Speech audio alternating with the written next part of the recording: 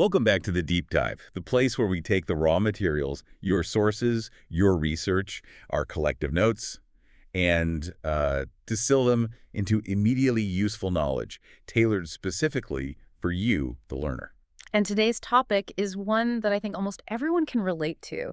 It's a universal point of friction. It really is. We are tackling a piece of social awkwardness that is just incredibly common yet consistently confusing, especially for those who are highly proficient in English, but they want to sound truly native, truly comfortable. hmm We're talking about the conversational exit, how to end a conversation. It sounds so simple on the surface, but it's loaded with unspoken rules. Absolutely. Yeah. You, the listener, you've told us you've mastered introductions. That part's easy. You can navigate the intricacies of small talk about the weather or what you did over the weekend. The opening is always the most practiced part, right? Exactly. But then that internal clock starts ticking. It's time to graciously disengage and move on to your next meeting, your next task. And that's when the language often just fails. It results in what the sources here are calling the communication crash landing. That's a great term for it, a crash landing. It really feels like that sometimes. We've all been there. You want to wrap up, but the only phrase that comes to mind is that jarring, really non-native construction, "I will leave now," Ugh, yeah, that one's rough. or maybe "I must go." It feels like you've hit the conversational off switch with the sledgehammer. It's robotic, it's abrupt, and it takes a perfectly good, warm interaction and just ends it with this feeling of awkward urgency. And it makes the other person feel what? Dismiss, like they were the problem. Precisely. It puts the focus on your desire to leave them, not an external need to go somewhere else. So, our mission today is transformative. We are diving into social linguistics, real-world English observations to find the hidden formula, The unwritten rule. the unwritten rules that native speakers use every single day to end conversations smoothly. Whether they're in a high-stakes meeting, grabbing coffee with a friend, or talking to family on the phone, we are looking for the simplest, most powerful phrases that help you exit any interaction gracefully while, and this is key, preserving the relationship. Right. This isn't just about escaping a conversation. It's about ending it in a way that makes the next conversation possible and welcome. So this deep dive, it's not merely about finding a few synonyms for goodbye.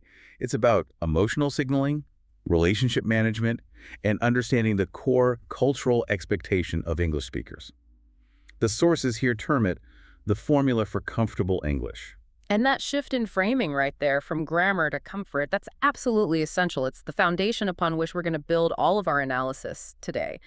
What the sources reveal is a central, powerful thesis that, it contradicts the logical approach many learners take. Well, when a native speaker is wrapping up, they are not prioritizing the construction of a perfect sentence.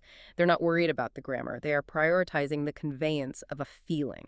Okay, a feeling. Specifically, the feeling of politeness, the feeling of relaxation, and the feeling that they are, above all, human and considerate of your time. The awkwardness of a phrase like, "I must go," it's a failure of social signaling.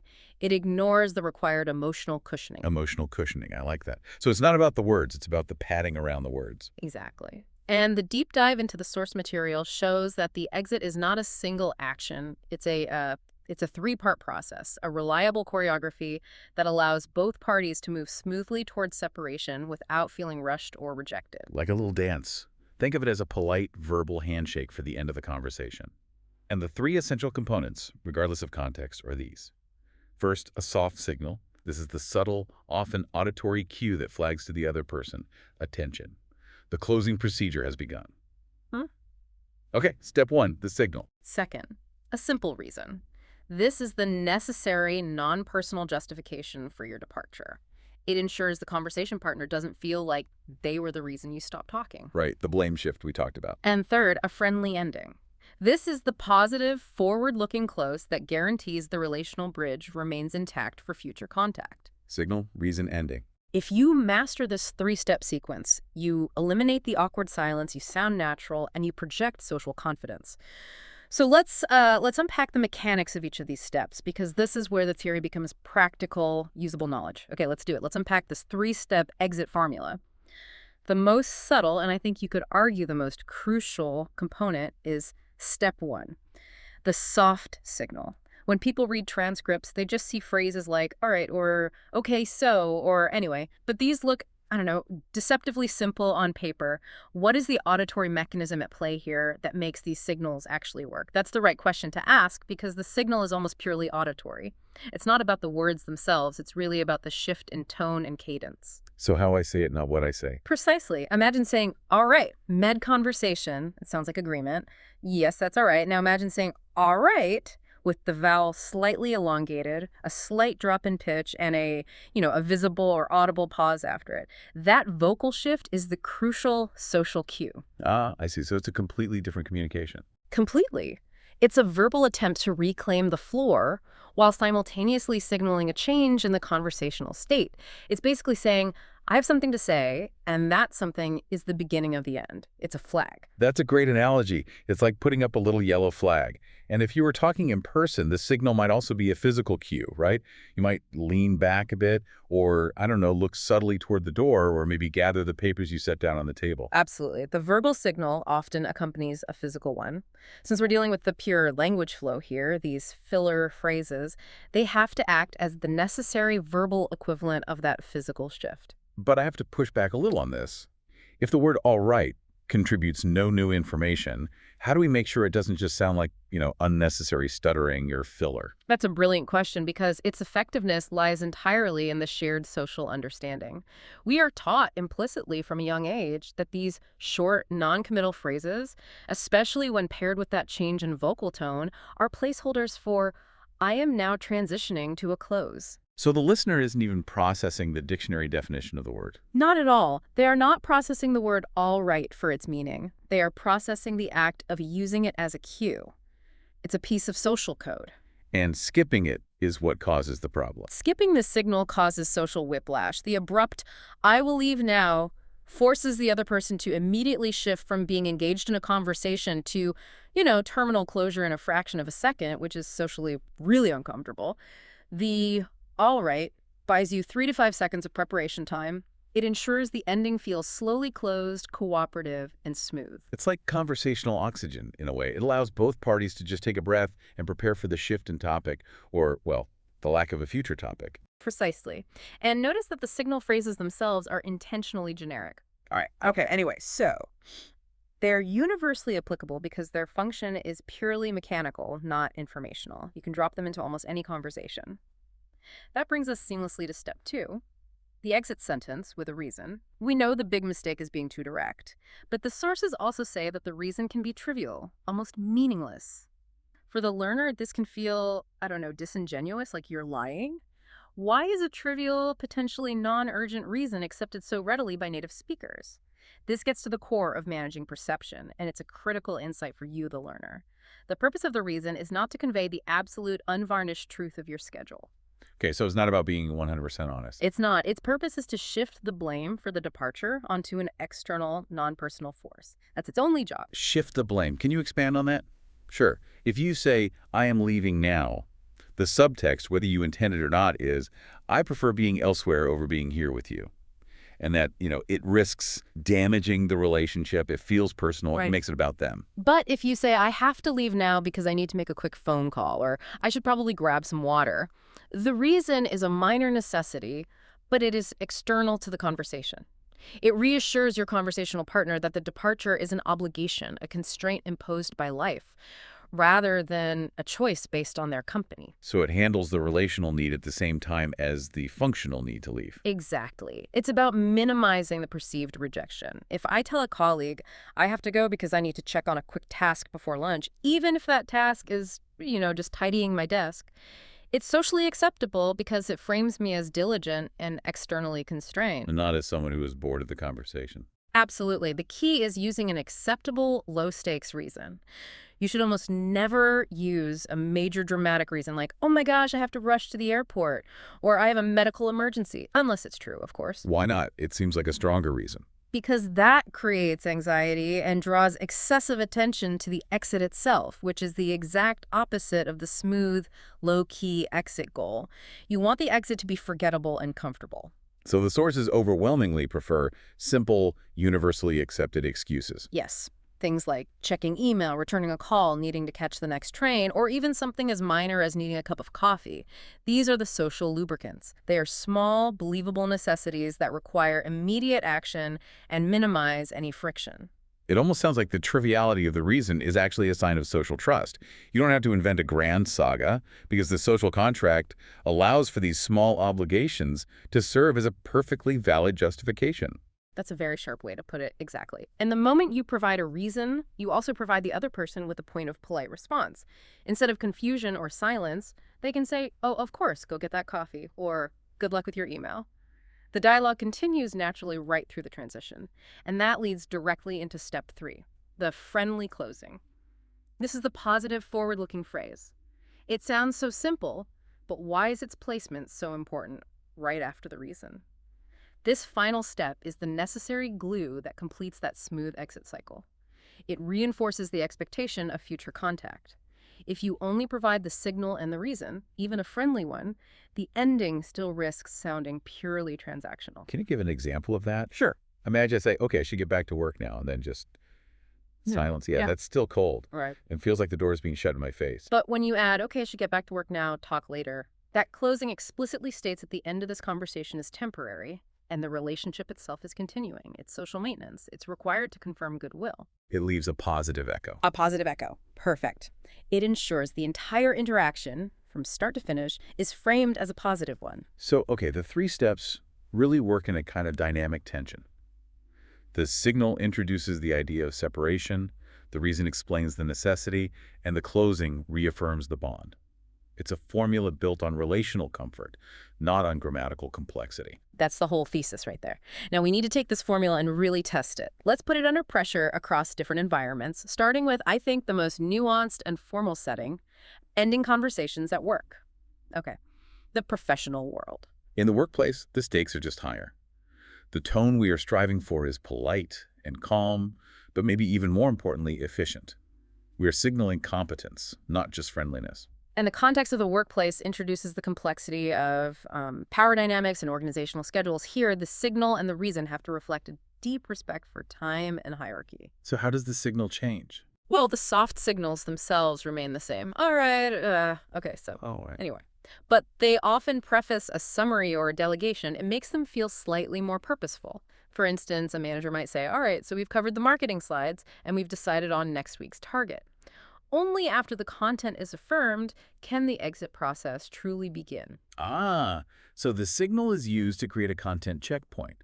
That's a significant functional difference. In a social setting, the signal is just a pause. At work, it's often a procedural check-in before the closing. That's a great distinction. It's a tool for agenda management. Okay, now let's analyze the work-based exit sentences that the sources provide, because they are really masters of subtle professionalism. They all pivot around this idea of professional responsibility, which is the perfect external justification. They are very well chosen examples. The first one, "I'll get back to work." This is direct, it focuses on internal responsibility, and it uses the abstract concept of work as that external constraint. It's the Swiss Army knife of professional exits. It's highly neutral and universally accepted as a valid reason. It implies that work is waiting, and that work takes priority over casual dialogue, which in a professional environment is actually a sign of diligence. Okay, the second one is slightly more specific. I should get back to this. This implies an ongoing specific task, a document, an analysis, a project is awaiting your attention. And that phrase carries a subtle weight of focused dedication. You're not just returning to work in general, you are returning to a specific commitment. It suggests continuity and focus, which are highly valued professional attributes. You're signaling, I value this conversation, but I value my assigned duties even more. And then we have what I think is the masterstroke of professional politeness. I'll let you get back to it. This is just a brilliant piece of social engineering because you frame your exit not as your personal need, but as a courtesy to your colleague. This is advanced social fluency, for sure. You're not explicitly taking the blame for the interruption or the departure. You're deflecting it by subtly assuming the other person must also be incredibly busy. You are saying, I know you value your time, and so I am leaving so that you can be productive. It's an act of professional generosity. It is. And it smoothly facilitates the exit while maintaining and even enhancing mutual respect. I remember the first time I heard that phrase used in a meeting, and I just thought, wow, that's so respectful. It changes the dynamic entirely. Instead of feeling dismissed, you actually feel respected. But this brings up a crucial point, one that you, the learner, often wonder about: power dynamics. Yeah. Let's take the fourth example, the concrete external reason. I have a meeting in a bit. How does my choice of reason change if I'm speaking to my boss versus speaking to a peer? That's a critical differentiator because the acceptable level of ambiguity shifts with hierarchy. When speaking to a peer, I should get back to this, is often sufficient. You're signaling mutual horizontal responsibility. You're on the same level. Right. However, when you're speaking to a superior, the external reason, like I have a meeting scheduled or I need to prepare for the 3 p.m. briefing, often provides a safer, less challengeable justification. It is an undeniable scheduled event. It's a trump card. Why is that safer? Because an ambiguous statement like, I need to get back to work, might invite your boss to ask what work. And that could potentially re-engage the very conversation you were trying to exit. The external scheduled event is the professional safe harbor. You can't argue with the calendar. So the higher up the hierarchy you're speaking to, the more external and concrete the reason should be, just for safety and efficiency. Precisely. The overarching goal remains the same: ensuring the colleague understands the departure is necessary, not personal. This management of perception is absolutely crucial for maintaining smooth professional relationships and avoiding perceived slights that could damage future collaboration. So mastering these subtle shifts in language is a shortcut to being perceived as both efficient and socially adept. That's the goal. And finally, the work context requires the professional positive close. These are the final lines that seal the deal, like talk later, catch up soon, or the highly versatile have a good one. In the professional environment, these closings maintain a friendly yet, appropriate professional distance. Talk later is perfectly functional and non-committal. Catch up soon implies a future professional exchange, likely updates on tasks or projects. What about have a good one? It feels so common. Have a good one is probably the most robust professional closing for a reason. It is warm, it's highly positive, but it is also maximally non-specific. It can mean have a good meeting, have a productive afternoon, or have a good weekend, all wrapped up into one safe package. It's the linguistic equivalent of a neutral, polite nod. Exactly. Its safety and universality make it the go-to closing when you are unsure of the other person's exact future plans. So when you string that all together, the summary signal, the professional external reason, and that neutral close, that three-part structure, makes work conversations end not just smoothly, but professionally. It's the difference between sounding like you were done talking and sounding like you're simply required elsewhere. A huge difference. All right, let's leave the polished, polite world of the office and shift gears dramatically into the casual, relaxed world of friends. The entire social contract changes here. It does. It changes dramatically. The sources emphasize that with friends, the tone is relaxed, casual, and significantly more human.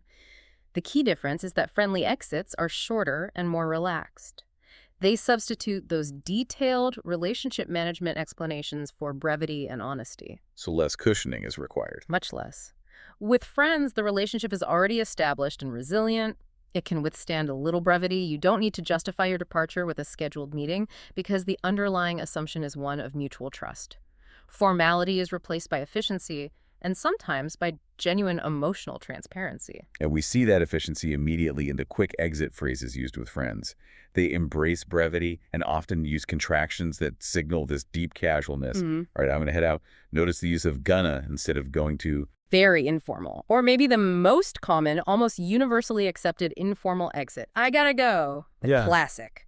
And the slightly more polite, but still very casual version, I should probably get going. The shift is palpable. I gotta go is the extreme abbreviation of I have got to go, which is highly informal. If you were to use I gotta go in the middle of a formal professional meeting, it would sound, dismissive or unprofessional. Right, a step. But with friends, it is completely acceptable, and often it's what's expected. What's critical here is that often these phrases are the reason. In a casual setting, I gotta go often stands in for a whole host of minor unspecified necessities. Like what? Like, I have to walk the dog, I need to run to the grocery store, or just, I generally have other things to attend to. The need for a detailed, external, scheduled reason just vanishes because the simple statement of necessity is sufficient to satisfy the social contract. Brevity is king. That's a huge insight. The formality of the setting determines the length and specificity of the justification. The moment you switch to informal, you gain permission to be more direct, you shed the heavy social cushioning, and you just save words. You've earned that right through the friendship. But what happens if a learner mistakenly uses a casual exit, like, I gotta go, with a new colleague? Or worse, a superior who they don't know well? What's the damage? Well, the risk is that the signaling is completely misaligned with the context, which usually results in the listener perceiving rudeness or a lack of respect. If you use a highly casual phrase in a formal setting, you signal that you don't take the setting or the relationship seriously. You are breaking the social contract for that environment. So the listener might think you're flippant or just overly casual. At best. At worst, they might think you're disrespectful. So the golden rule here for you, the learner, is when in doubt, default to the professional, slightly more buffered exit. It's always safer to be perceived as slightly too polite than slightly too rude or casual. Good advice. And the friendly closings, they reflect this ease and closeness. Text me later, see you soon, take care. These are warm, personal, and they imply a continuous, easily accessible, low-effort communication. Especially text me later, which is a very modern affirmation of informal digital connection. It says our conversation can continue asynchronously. Now, this brings us to the truly unique and human element of the casual exit, the one that relies entirely on emotional signaling, the emotional ending. This is where we see phrases that seem to have nothing to do with schedules or external appointments at all. Right. They're internal. All right, I'm done for today. I'm calling it a day. What's happening there? This is where the trust inherent in that friendship contract really shines. I'm calling it a day is an idiom borrowed from, manual labor. It means the work shift is officially over, and it's applied metaphorically to social interaction. So my social work is done, basically. The crucial nuance is that these phrases are purely emotional signals of personal depletion. They simply mean, my energy is gone. I am tired. I am ready to stop. The conversation itself could have been absolutely incredible, but the speaker has just reached their social limit for the day. And that's okay to say out loud. In a friendship setting, yes, because friends accept and even appreciate this kind of authentic shared vulnerability. It's an honest signal of personal fatigue, which is very human. Contrast this with the work environment, where fatigue must be masked by external necessity.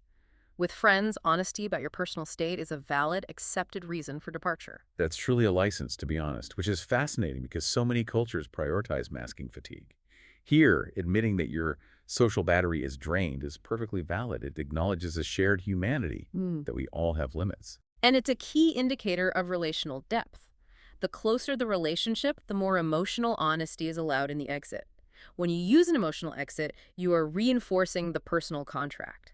The idea that you value authenticity over formality with this specific person. We can even inject a bit of humor here, right? Which is often easier with friends. Instead of just, I gotta go, you might hear, all right, I gotta go, my fridge is calling me. Or, I need to go save my dog from extreme boredom. Yes, the humor provides the cushioning that the detailed reason provided in the work context once did. So the acceptable reasons expand to include internal feelings, funny excuses, or even slightly fabricated ones. Because the relationship can bear the weight of a joke, the goal is simply to transition away from the content without causing offense, and a quick laugh is an excellent way to maintain a positive feeling right up to the end. So with friends, you can be brief, direct, honest, and even funny, all while sounding perfectly natural. We've covered in-person interactions, but let's tackle the one context that removes all of our physical cues. Ending conversations on the phone. The phone. A whole different challenge. The phone presents a unique communication challenge. Since you can't use any visual cues, no leaning away, no gathering of notes, no subtle shift in posture, the communication has to be exceptionally clear and audibly redundant. You've hit on the key term there, redundancy. If I'm talking to you in person, the flow of the dialogue is managed by visual checks. I see you nodding. I see you're still engaged. On the phone, if you pause for too long, what does the other person assume? The connection dropped. Or they might ask, are you still there? Exactly. To compensate, native speakers lean heavily on simple verbal cues, often repeated, to fill the void created by the lack of sight. They use sequences like, all right then, followed by, okay, sounds good. It sounds like the auditory equivalent of tapping the brake pedal 3 times instead of just once. You are ensuring through repetition and sound that the other party knows exactly where you are in the dialogue flow, that you're at the end. The function of repetition here is crucial. If I just say, okay. It could mean agreement with your last point. But if I say, okay, sounds good, all right then. That sequential pattern, especially if it's accompanied by a slight decrease in vocal energy, is undeniably a transition toward closure. It is the beginning of the disconnection sequence. This leads directly to the second crucial step in phone calls: summarizing or confirming before hanging up. This is where you finalize the logistics of the relationship before the line goes dead. This must be vital when you're coordinating plans or business details over the phone. It is absolutely vital. We see specific examples that act as little mini receipts for the conversation. Things like, so just to confirm, I'll send the file by 5 p.m. tomorrow. Locking it in. Or, great, I'll call you on Friday afternoon then. Or even more relationally, okay, so I'll talk to you later, let's catch up soon. The summary step on the phone is both functional and relational. Functionally, it confirms the content of the conversation: the action items, the time, the next steps. This prevents the costly error of miscommunication that so often occurs when confirmation cues are purely visual. You can't just nod on the phone. You can't. And relationally, the summary acts as another clear, audible closing signal. It prevents that dreaded sudden disappearance. If you hang up immediately after discussing complex plans, the other person might be left second-guessing the details and wondering if the line cut out prematurely. So the summary provides definitive closure on the content before the final goodbye provides closure on the connection. That's the perfect way to phrase it. It's total accountability. It wraps up the what and the when, ensuring both parties leave the conversation with the exact same understanding of future obligations. But what happens if someone intentionally skips the soft signal or ignores the confirmation summary on a call? Is that an acceptable shortcut, or is that signaling intentional rudeness? That is a fantastic question, and it speaks to the underlying structure of the social contract. If someone intentionally skips these steps, especially the soft signal on a phone call, they are likely signaling one of three things, and none of them are positive in a general context. Okay, what are they? 1, extreme urgency, like a real emergency. 2, intentional rudeness, they're deliberately cutting you off. Or 3, a complete lack of social awareness. So in a general polite exchange, these steps are pretty much non-negotiable. I would say so. If you encounter someone who consistently skips them, they're either in a constant high-pressure situation or they're intentionally prioritizing their own time and urgency over your comfort, which by definition is impolite behavior in an English-speaking social context. The formula exists to manage precisely that tension. So the complexity of the phone call simply reinforces the necessity of the formula, making auditory clarity paramount. And once that summary is complete, the final phone goodbye can be deliberately simple because all the heavy lifting has already been done. Right, the hard work is over. We just need a simple bye, talk soon, or take care. These are the formal auditory dismissals. Yes. If I summarized everything, okay, so I'll see you at 3 on Friday, and then just hung up without a final bye, that absence would feel like an interruption, even though the content was settled. The simple bye acts as the final formal snap of the conversational channel. It's small, but it's absolutely necessary. This entire analysis, it just demonstrates that native speakers invest very heavily in structured, predictable endings to ensure social comfort. They never just disappear. It's a huge part of subconscious communication. Okay, we've covered the universal 3-step formula: soft signal, simple reason, friendly ending. And we've seen how the language and the reasons shift dramatically based on whether we're managing professional relationships, enjoying high-trust friendships, or navigating the auditory challenges of a phone call. We've covered a lot of ground. Let's synthesize everything now and tie it back to the core lesson for you, the learner. Let's bring it all home. If there is one important thing to internalize from this deep dive, it is this recap of the core learning. You don't need big words or complex, perfect grammar. You just need the correct sequence of emotional signals: the soft signal, the simple reason, and the friendly ending. Signal, reason, ending. The biggest takeaway, the principle that governs this entire social dynamic, is that good English is not perfect English. It's comfortable English.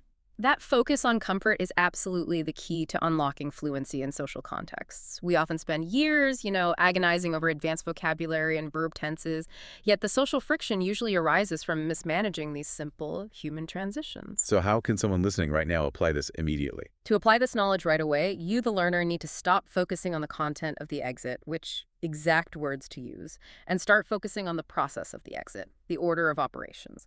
Next time you feel that urge to wrap up an English conversation, just slow it down. Consciously implement the 3 steps. So be deliberate about it at first. Be very deliberate. If you are in a formal setting, commit to using the soft signal, all right, and then immediately pivot to an external constraint. Even a small, acceptable fib, like, I need to run to the other building quickly, and then finish with, catch up soon. You have successfully deployed the safe professional script. And I have to say, this formula is an efficiency tool. For the learner, mastering these reliable sequences is a massive shortcut to feeling confident and well-informed in real-world interactions. You don't have to generate a novel sentence every single time. No, not at all. You have a highly reliable 3-step script ready to deploy, adjustable only by the context. You free up cognitive energy to focus on the actual content of the conversation, knowing the social transition is covered. It's truly about efficiency in action. And remember that the acceptable reason serves to manage social pressure. It takes the focus off the relationship and places it onto the necessity of time management or an external obligation. The fact that the reasons are often intentionally simple, even vague, it just underscores that the act of providing a justification is far more important than the justification itself. And this leads us right back to the heart of the matter, the emotional signaling. We started this deep dive with the observation that conversation endings are based on feelings, polite, relaxed, human, rather than on strict grammatical logic. And if mastering conversation endings relies almost entirely on emotional and social signaling, on making the other person feel comfortable and respected, rather than on achieving perfect grammatical accuracy, it raises a really profound question about the entire process of language acquisition. What's the question? Well, we've learned to prioritize comfort in disconnection. If we use this as a model, perhaps fluency across the board isn't about knowing every single rule, but about knowing how to consistently make yourself and your listener feel relaxed and at ease. So it's not about being correct, it's about creating comfort. Exactly. So the provocative thought for you, the listener, is this. If emotional signaling governs the end of communication, what other areas of English communication are we currently overthinking with logic when we should simply be prioritizing simple human comfort?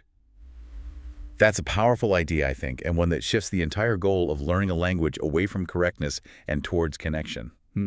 That is a fantastic, provocative thought to chew on. Is your goal to speak perfect English, or is it to speak comfortable English? This deep dive proves that, at least in this context, the latter is what truly dictates your social success. Absolutely. Thank you for joining us for this deep dive into the unspoken, often invisible rules of gracefully ending conversations. Now that you have the 3-step formula, the soft signal, the simple reason, and the friendly closing, go practice this. Sound human, stay natural, and banish the awkward "I will leave now" from your vocabulary forever. Go be comfortable. We'll catch up with you soon for the next deep dives.